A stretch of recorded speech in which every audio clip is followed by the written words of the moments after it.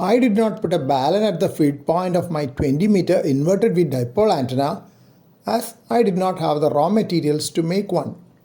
So I bought a 1:1 current balun from another ham.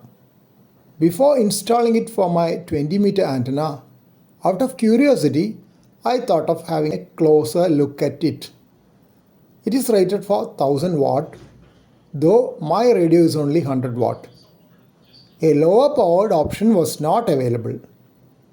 Frequency range is written as 500 kHz to 55 MHz. So I presume that I can use it for a 50 MHz or 6-meter dipole at a later date if needed. I have bought a 4-band EFHW also along with it.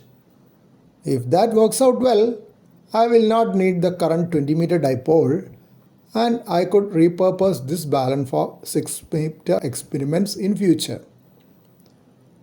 On the lower side, you can see the SO239 connector for attaching the coaxial cable. Two connectors are seen on the upper side for attaching two wires of the dipole antenna. A nice stainless steel hook is there for attaching the balun to a non-conducting mast for an inverted V antenna. This is the inner side of the protective lid with a thick foam padding which will be over the actual balun inside. Outer side of the polycarbonate weatherproof housing of the balun is what you have seen initially. Here is the balun wound on a ferrite toroid core.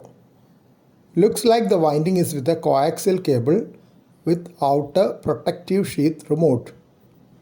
On the left side you have the SO239 connected, and on the right side shield and interconductor are connected to the two antenna wire connectors inside the box.